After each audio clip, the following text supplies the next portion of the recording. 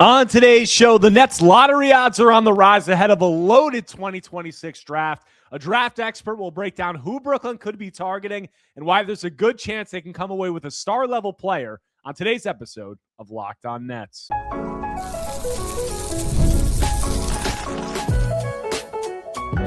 You are Locked On Nets, your daily Brooklyn Nets podcast. Part of the Locked On Podcast Network, your team every day.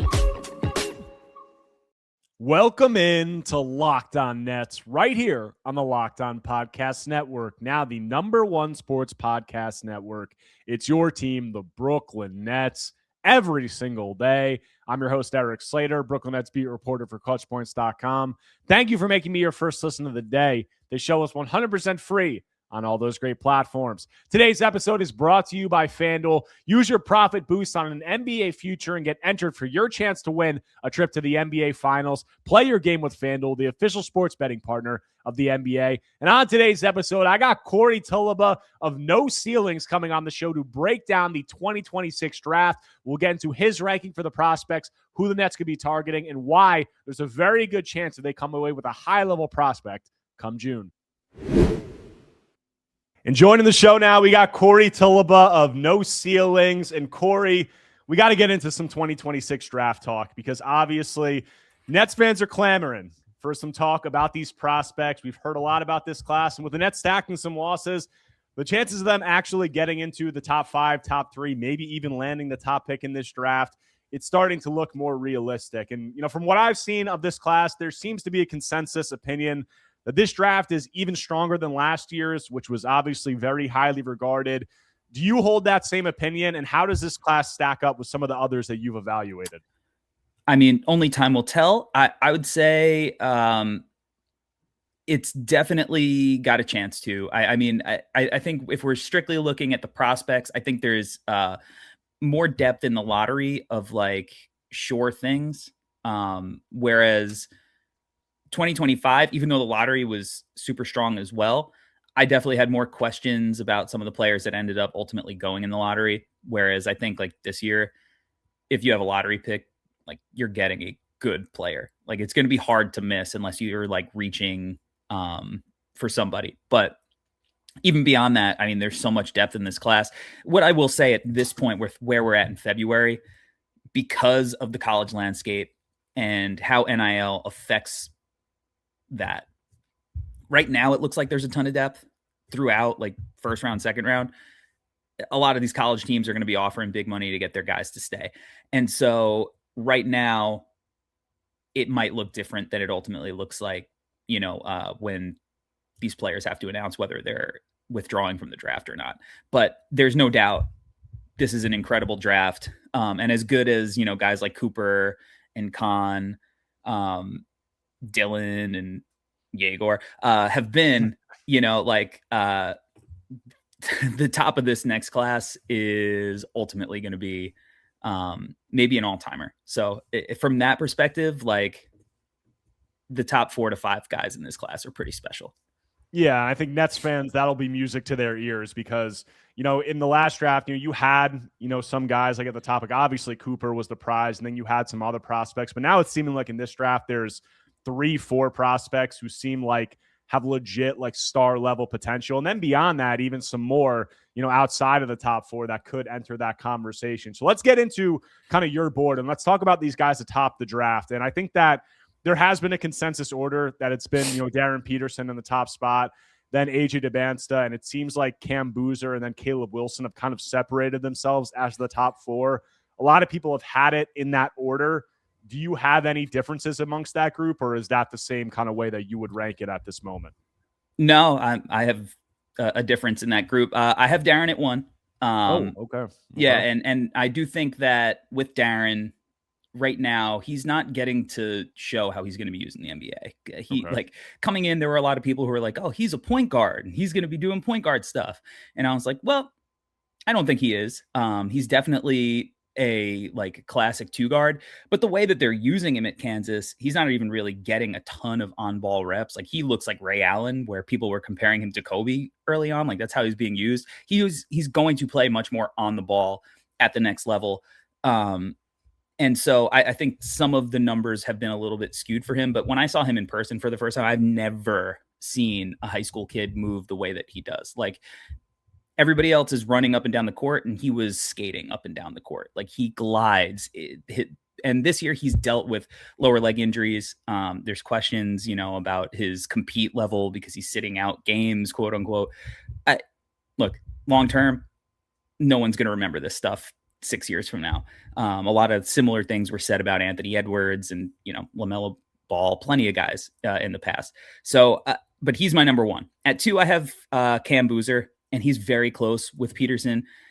I get the aesthetics of Cam Boozer aren't as exciting as some of the other guys at the top because he's just so fundamentally sound.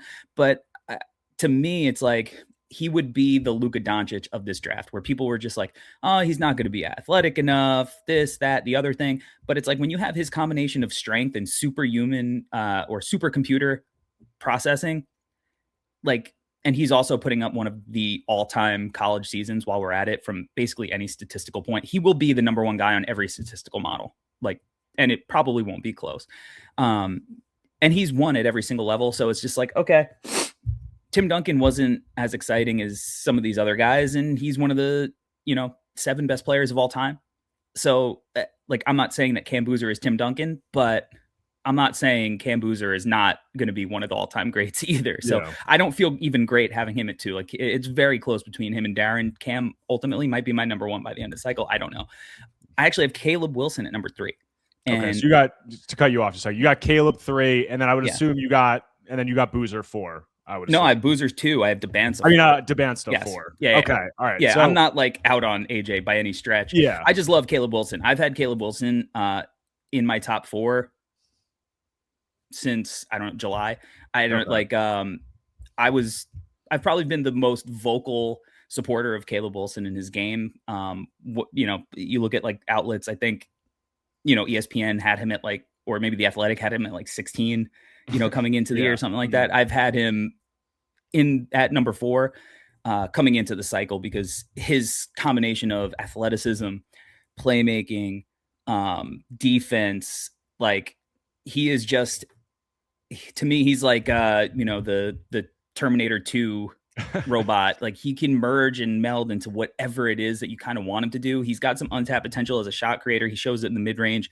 The 3-point shot is definitely a question, but like, I think he'll be able to hit spot up shots. Like, he'll get there eventually. He's a hard worker. He's a psychopath. Like, he's super competitive. And I mean psycho in like the best way, like just an unbelievable competitor. He loves basketball. And I think with his combination of skills, like, he is going to be able to impact the game even when he's not scoring. And I think that's important.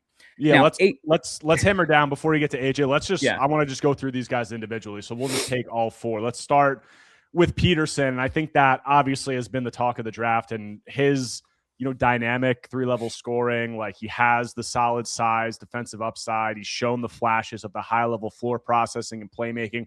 I just felt like, in the moments that I've watched him, he just looks like a star out there. And that sounds like, kind of a cliche, but I think that it stuck out, obviously, in that BYU game, which was the talk of a lot of draft people. Just the poise, the swagger that he plays with, the way that he went at AJ Dybantsa on some possessions. He just looks like that guy, and there's a lot of buzz surrounding him, obviously.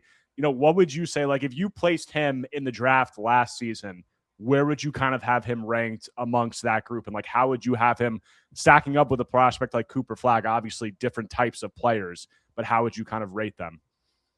I probably would have had Darren 1. I probably would have had him over Cooper. Yeah. I mean, Cooper's amazing. Obviously he's like destroying the NBA. So it's, hard to say, but if I didn't have the hindsight of what he's doing in the league right now, I would probably have Darren 1. He doesn't really have a hole in his game.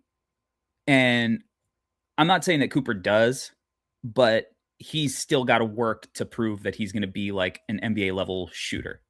Like, he's shown the flashes. He got way better throughout the college year last year, but like, it's just really hard for me to pick out a flaw with Darren right now, especially like, he's not even playing at 100%. Like, all these lower leg injuries are preventing him from doing stuff that he's capable of doing. And then he's playing in a role that's not going to be conducive to how he plays in the NBA. So I probably would have Darren slightly ahead of Cooper, but I'd also have Cam ahead of Cooper as well. So like I probably would have Cooper at 3 if we were combining the drafts. It would all be super tight. You know, I don't want to get it twisted. But yeah, and honestly, Cooper's supposed to be in this class. You know, he reclassed. Yeah. So like, you know, but yeah, that's probably how I would have it. And you don't, so the AJ Dybantsa stuff, like the compete level, the load managing, like all that stuff has obviously become a talking point, as has just the health, the overall health. Like how much of a concern is this stuff going to be? Obviously, like neither of us are doctors, but you're not really like reading in too much to that stuff. You don't think that would threaten his position as the top player in this class? It could, from a team perspective, I guess. For me, no. I mean, I from everything I've heard, like he, even before coming into the year, psychopath worker, like, you know, behind the scenes. I mean, it's hard to say. Like, I don't know about they'll get medicals, you know, combine season. And if there's something there, then it's something to take into consideration. But like, he's playing, you know, he's missing games here and there. And I know that, you know, there is some, he went through in high school at the end of the year, some similar stuff. So you know, if you're looking for a pattern, maybe there's something there, but ultimately I don't care. I think he's the best player. All right, then let's get in the next guy. Let's get into Cam Boozer, because you seem to be very high on him, and maybe higher, consensus than some other people. And I mean, I understand it, because when I've watched him, just like the high school stuff and the college stuff, I mean, he's dominated at every level of his entire career at, you know, somewhat not unprecedented levels, but no, like it is unprecedented. Unprecedented levels. Okay, that's fair to say. And yeah, you know, I mean, like the 6'10" guy, very high feel, has been a good shooter. I think he's at like 39% from 3 on 7 attempts per 100 possessions. The questions, it seems like, come from just about his overall athleticism at the next level. Some people say he's kind of like the tweener defensively. Is he quick enough to, you know, guard at the 4? Is he big or athletic enough to guard at the 5? Why are those things not a concern to you? And why do you have him, you know, so high in your rankings?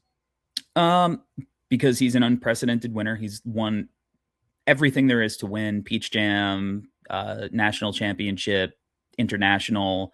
He wins everywhere he goes. He produces in every aspect of the game everywhere he goes. And I understand there's some defensive concerns, but I think they're overblown. I've never considered him to be somebody who is a 4-5 tweener. So for me, I just think people are viewing his game in the wrong way. If you want to say, okay, he's strong enough that, you know, you could play small ball with him in spurts. Okay, that's sure. I mean, like if you're going to use it as an advantage, but it's not going to be something where it's like, oh, he has to play 5 at the next level. You just don't know what you're watching, if that's your opinion, to be perfectly honest.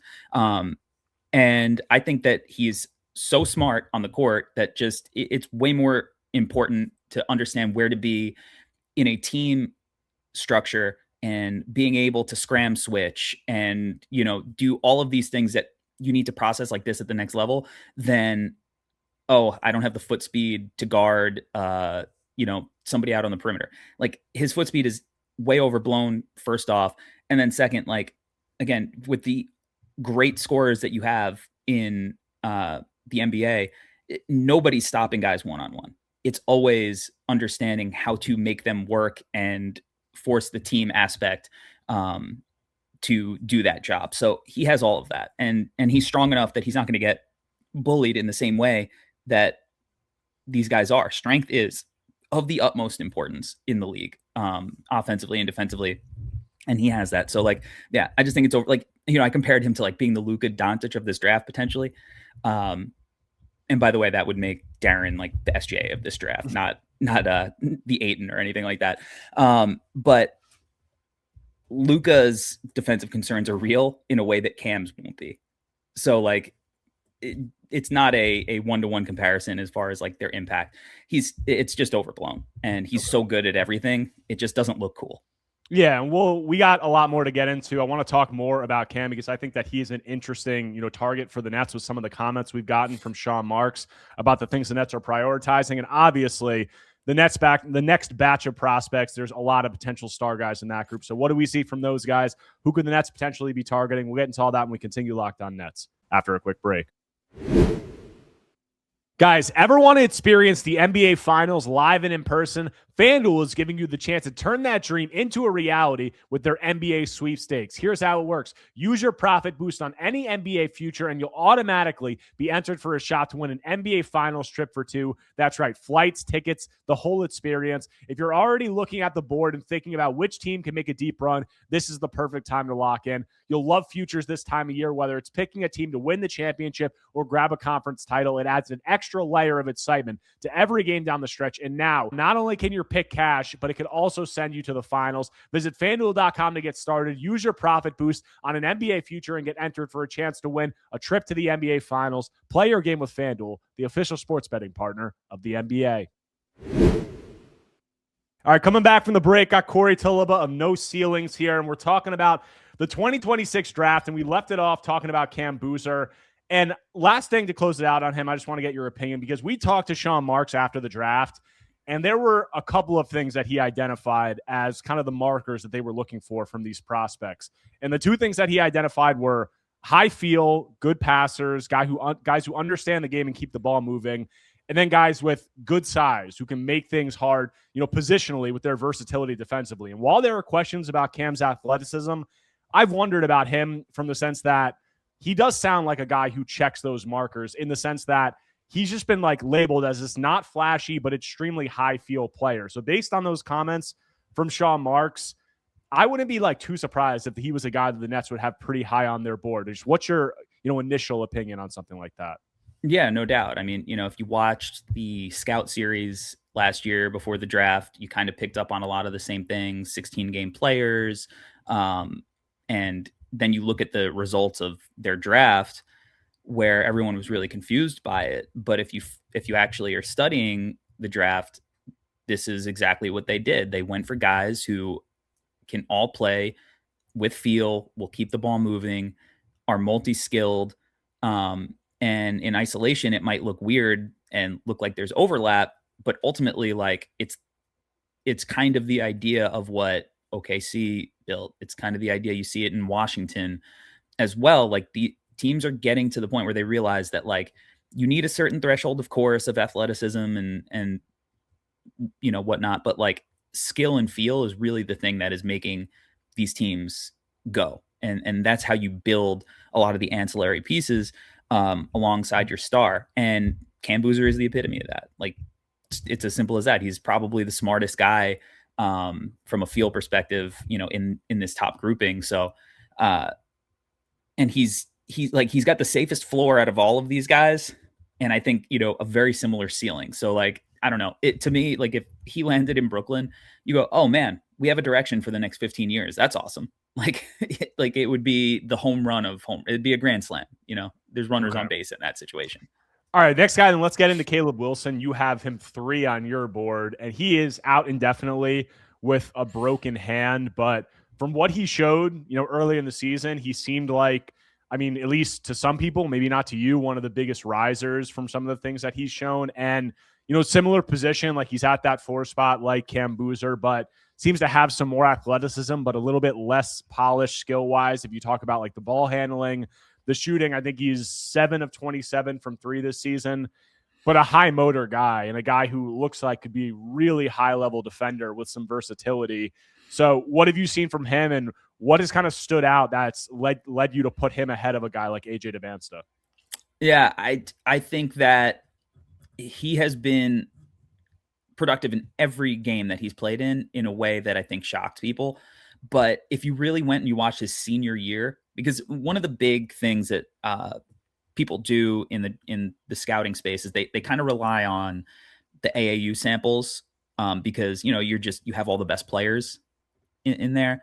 And Caleb didn't play in one of these top level high schools, but to me, the thing that is wrong with that is AAU ends in July, and then they're not playing another college game until the following October. It's 15 months, 16 months of development that you're missing out on. And the way that these guys develop at that rapid pace, that is so much time. And if you went and you watched his senior season and not just the AAU stuff where he was playing off of Cam Boozer and much more of a role player, you saw a lot of the same things that you're seeing now at North Carolina. And quite frankly, he got to show a little bit more because he was taking some like Paul George type, like 3-point shots off the bounce. So that's one of the reasons also that I'm optimistic that he has more left to show, because while he might not be the greatest shooter in the world, he is comfortable shooting the shots. He's just playing in a structure for a team right now where he's not going to have that freedom to experiment in the same way, at least at the same volume and the same consistency that he was. So I think he's got even more to show from a shot creation perspective. And right now you're seeing it in the mid-range. He's hitting turnarounds, and all this, doing all this cool stuff, which he showed in high school as well. But I do think he's going to be able to extend it at some point as well. And so at 6'10", with his athleticism, his scoring prowess, the level of compete that he plays with, to me, you could do all of these stat queries and some of the guys that he comes up with. It's like Chet, it's like Evan Mobley, Zach Edey. So there's a lot of big men in the list, but he's got wing skills. So to me,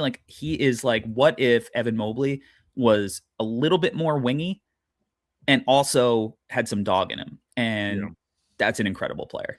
Yeah, and you have, the questions about his skill development, but some of the things that you just touched on, I watched his game against Duke, and he looks really smooth, rising up and shooting from the mid-range. He's hitting some really tough looks, rose up over Cam Boozer and hit some really tough shots.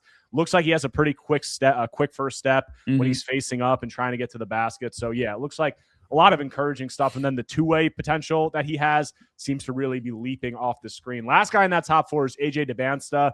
And he's a guy who most people have 2. Some people have questions whether he could push up into that number 1 spot. You've got him at 4. What kind of has him, even if it's just slightly lower, you have him lower than some of those other prospects? Why is that? Yeah, and I do want to reiterate that it is slightly. This top 4 is, the grouping is all very, very close. It wouldn't shock me if any of these top 4s become the best player. For me, for AJ, I've gotten a chance to see him in game settings, practice settings, interview settings, going back to his junior year. And the first time I saw him, I looked over at, my co-host Albert Gim, and I was like, wow, that looks like T-Mac, and because everything was so natural. And during his senior year, I don't want to say that he stagnated, because his scoring, I think, even was a little underrated at that point, which is crazy to say. But some of the other aspects of his game that are important to winning, as far as the processing and stuff, is what puts him a little bit behind the other guys to me. I just think that he doesn't think the game as quickly as them. He's as talented as them. You watch him pass. He's made some really high-level passes this year. He could pass with his offhand at a live dribbles. He's throwing some sick alley-oops this year. But a lot of times, it's often his last choice. Instead of oh, I just scored 6 points in a row. Now the defense you're going to send 2 to the ball, and that's going to allow me to pass somebody open. He is still trying to he scored 6. He's I'm trying to get the 8th point, and then if there are 3 guys on him, then he'll pass. So there's not as much manipulation. It's a lot of more reactive stuff with him. And then defensively, he is definitely the furthest behind of that group. On the ball, he's really good, and he's always willing to take a challenge. You saw him, guard Darren Peterson very early, dating back to high school. He showed his versatility on that end. He guarded Darren, he guarded Cam, he guarded Chris Senek, who's kind of like a center size. You could put him in so many different spots, which is awesome. But off the ball, he's just not there, and that's why he has these really low steal and block numbers, because he just doesn't process how to react quick enough to make those kind of plays. And it's going to get a lot harder in the NBA. The NBA offenses are significantly more advanced than what you see at the high school or college level. And at the high school level, he was just so athletic that he can get by, and, teams could pick on him a little bit, but it wasn't really going to hurt that much. The NBA level, he could be the chain link that gets broken defensively. So that's kind of where he is from the perspective of he's a little behind. As a passer, he's had streaks where he shows that he's willing to do it more often.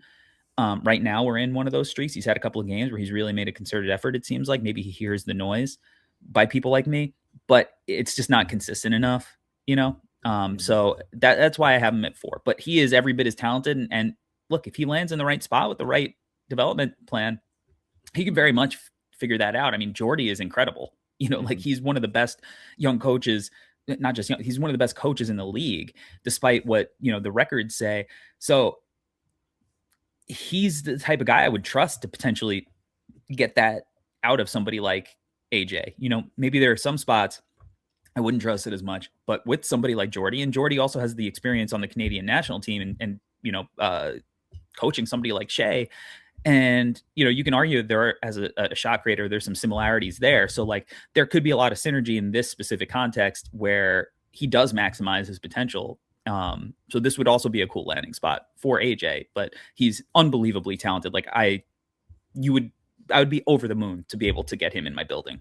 Yeah, and it'll be interesting to see how the Nets are kind of balancing some of that stuff, because some of the ways that you described it, they did go for guys who were very high feel, very, proactive passers, guys who read the floor, kept the ball moving, and like that might not be his bread and butter. So that could lead you to believe that maybe they'd have a guy like Cam Boozer ahead of him. But also if you talk about the upside and kind of the skill projection, and maybe the Nets think they can get some more stuff out of AJ Dybantsa or kind of reshape the way that he's approaching the game, maybe that could lead them to have him as high on their board as anybody and take the chance on him. So it'll be interesting to see how that plays out. But we've heard a lot in this draft about outside of the top four. There are still a lot of high-level prospects, and Nets fans might not want to hear it, but there is a very real possibility that they're picking outside of the top four. So who are some of those guys, and who are some of the players that Nets fans should be following? We'll get into all that when we close out Locked On Nets after a quick break.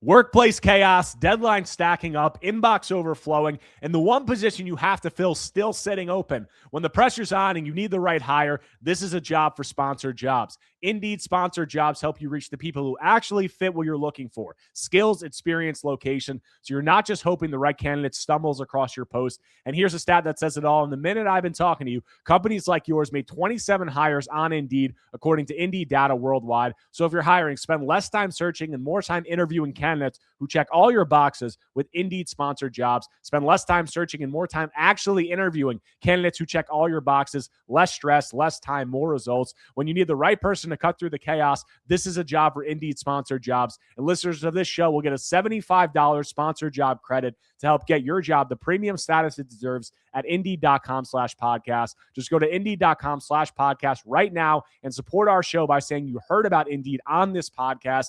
Indeed.com/podcast. Terms and conditions apply. Need to hire? This is a job for Indeed Sponsored Jobs. Guys, tax season doesn't have to take over your life. This year, TurboTax is making it easier than ever to just hand things off and move on with your day. With TurboTax Full Service, you can have your taxes done for you by a trusted local expert, start to finish, without the stress or guesswork. Instead of spending hours trying to figure out forms, you can meet with a local TurboTax expert in person or connect online. They handle everything from W-2s to self-employed forms and work to get you every deduction. You can upload your documents, go about your day, and get updates right in the TurboTax app. It's a huge time saver and gives real peace of mind knowing an expert is handling it. For a limited time, you can have your taxes done by a local TurboTax expert for just $150 all in. If TurboTax didn't file for you in the last year, just file by February 28th. Take taxes off your plate and get back to your life. Visit TurboTax.com/local to book your appointment today. All right, coming back from the break, closing out today's Locked On Nets episode with Corey Tulaba of No Ceilings. And we just hit on the top four, the guys that most draft people have. It's kind of consensus at this point. Beyond that, there's a lot of really talented prospects. If you had to drill down, who's the top guy that you have outside of the top four that Nets fans should be watching right now? For me, it's Michael Brown Jr. Out of Louisville, and he's had a couple of really impressive performances as of late. He had 45 the other night, just had another really impressive game. So he's trending up. He's kind of dealt with some back issues, so he's been a little inconsistent. You look at his raw numbers and his percentages, you might get a little scared, but there's not too many guys who are 6'5" who can make plays like him, shoot threes at his volume, and then can finish at the rim, both with touch and athleticism, which were big question marks coming into the year, but he's answered them. He had a late growth spurt. He was like 5'11" a couple of years ago. Now he's 6'5", so he's kind of adjusting all that. He, to me, is like this has been my top five in some order the entire process. I'm very patient with guys and what I look for. But a name that I think is really important to monitor from Net fans, from just what I've heard around the league, is Kingston Flemings from Houston. Now, those two guys, you're like, another like more point guards. Like what are Yeah, Nets fans are going to be interjecting at some point and be like, "What are we doing here, man?" But I've said like they're going to be going. It seems like BPA. Like you have to be going for upside. These guys in the past draft, in my opinion, maybe it will somewhat, but shouldn't influence too much who you're going for. At the top of this draft. No, because at the end of the day, like Yegor is 6'10", Sarif is 6'7", and Nolan hasn't proven anything close to the point where you don't go best player available. So like that is a name that I've heard the Nets, are kind of interested in, and he's been incredible this year. He was kind of unheralded. He played in was that Puma, I think AAU, which is not necessarily like, or Under Armour maybe. Was it Puma? Yeah, one of the two that are like the least heralded of all the AAU circuits. So, and then he's also going to a veteran Houston Cougars team. So it was like, is he going to play or is he going to be a sophomore guy? And he's just blown the doors off. Like his athleticism is crazy. Stylistically, he reminds me of like, what if Derrick Rose wasn't built like a football player and jumped like an Olympic, gymnastic competitor? Still crazy athletic, but like that's kind of his play style. That first step, it is insane. So those are kind of the two guys at the top. And the problem is with the point guard thing is just, this is an absolutely insane point guard draft. So like, if you're not in that top 4 group, the talent, between those guys, Keaton Wagler is another interesting guy who kind of fits into the mold of what the Nets are doing too in that range that I would pay attention to. What he's doing, he was not even ranked coming in to college. I mean, not to say he didn't have accolades. He was a Kansas, Gatorade Player of the Year, but he was not ranked on any like 24/7 ESPN, whatever. And he's just been like absolutely insane. He reminds me a lot of Austin Reeves, so that's another name, but those are kind of the 3 guys I think that would be up next. Yeah. And let's get into Flemings a little bit, because you said you heard about some Nets interest in him, and he's a guy who that checks out. Like I could understand why that's the case, because, good size at point guard, like 6'4". And as you said, dynamic athlete, puts a ton of pressure on the paint with his speed and athleticism. And also it seems like he's a pretty, decent passer, if not a good passer. And then you have all those traits in the 3-point shot. I mean, he put on display, and he had 40 something against one team. He's, can shoot the ball at a very high level. All of those things in conjunction make sense for the Nets. And like you said, like if they take a point guard, I feel like there's going to be a lot of people who come in, like media people, and try to keep clowning them. But as you said, like Yegor's not a point guard, in my opinion. And I don't think he's going to be a point guard at the NBA level. And that's the beauty of him, is that you can play him alongside a lot of these other types of guys. So Kingston Flemings, a guy who I understand why they could be high on him. Could you see a team? I mean, I guess teams can do anything, but could you see him surpassing any of the guys in that top 4? Or do you think that's not really in the cards for him? Look, the draft is just always chaotic. I would think that if a team really was targeting him, though, they would probably try to make some kind of trade back scenario where they pick up an asset, because I think those top 4 guys are the top 4 guys on most boards, and if you identified that you like Kingston, I would think that they would be like, okay, we can trade back one spot, pick up maybe a protected first or a couple of seconds or whatever, and you get some assets out of getting your guy, if that was to be the case. But I think the top 4 is probably pretty locked, and in the order is up for grabs, but I think that top 4 is the top 4. Okay, and then outside of Kingston Flemings, you said Michael Brown, you said Keaton Wagler. I want to kind of talk about Wagler, because he gained a lot of notoriety for some of the big-time performances that he's had over the last couple of weeks. And it seems like he's somewhat of a polarizing prospect, for the sense that a lot of people had him much lower, entering the season. But he's come in, and he's like the 6'6" guy who is a very smart player, can dribble, pass, shoot, elite shooter, like is shooting really high level, but just doesn't seem like he has really like the dynamic athleticism, the, kind of self-creation, advantage creation that some of these other guys have. And that kind of sounds somewhat similar to what we heard with Yegor. Maybe he's not like the same level of passer, obviously, as Yegor, but the inability for Yegor to kind of create advantages, get downhill, finish around the rim were big concerns. But he's just like this elite shooter, or has become this elite shooter. And the Nets went for him. So do you kind of view Wagler in like a similar kind of outlook of, kind of how he could develop? Yeah. I mean, he's for all his lack of advantage creation, like you look at his assisted numbers, they're all super low. Like he's creating a lot of these opportunities for himself. And, you know, for all of the, he can't get downhill and get to the line, I think that's significantly overblown, and he's getting to the free throw line at a crazy rate. So the fact that he's as tough as he is, even though he lacks a little bit of strength, and he could shoot the ball the way that he shoots it, and he could really pass the ball. Like that was the thing. He was, you know, we kind of looked at him as like a combo guard throughout the year because he was sharing the court with Kyle and Boswell. But as soon as he went down with an injury, they were like, all right, the show's yours. And it was like, what he do in his first game? He had 8 assists and 0 turnovers. So it's like he can also play point now at 6'6". So, you know, that's why I kind of look at him like Austin Reeves. No one's going to say that Austin Reeves is the most athletic 2-guard or combo guard in the NBA, but he's putting up 27, 7 and 7 or something like that this year, right? Like, because, you know, he's just so skilled and such a good shooter and high level passer that his offense is just so dynamic. And I view Wagler in a similar way. And both guys are incredible at getting to the rims and drawing fouls. So like with their craft and their change of pace, and, you know, he uses that instead of speed. So it's a different way to do it. It might look harder, but he's totally comfortable with it because he's got counters and stuff. So he might not get there as fast as Kingston, but he still gets there. So, and if you know, closing this out, if you have those top 4 guys in this next tier of guys, you know, we touched on Michael Brown, Kingston, Flemings, Keaton, Wagler. Like, what level of prospects do you think you're getting, you know, in those type of 3 guys? Like, because obviously all the talk is about the top 4, but I said there's a very real possibility that the Nets fall outside of that top 4 and they get one, you know, they get one of these guys. So what would you say the Nets would be getting if they were able to come away with one of these guys? I think that Michael has like real all NBA potential.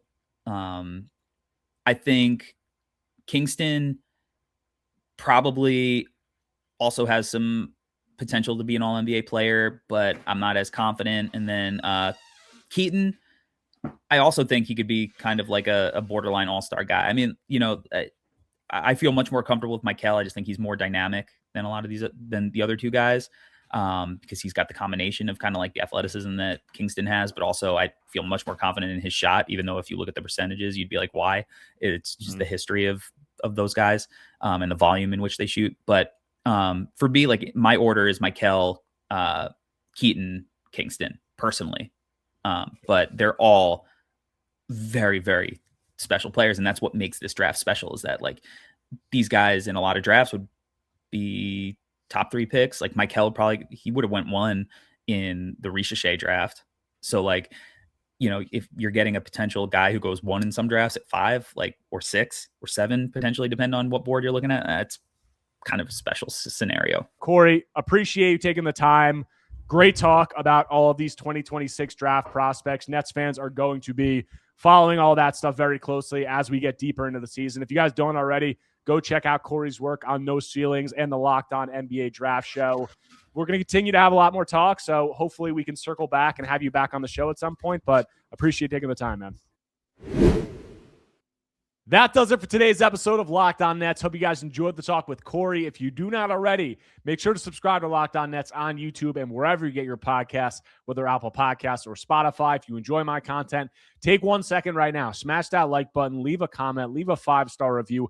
Anything you can do to engage is much appreciated. We got some more talk with Corey coming up. I'm going to have him back on to talk about Yegor Djoman, some of the other Nets prospects, how they've been playing thus far this season. So we'll get into all that when I'm back tomorrow, talking more Brooklyn Nets basketball.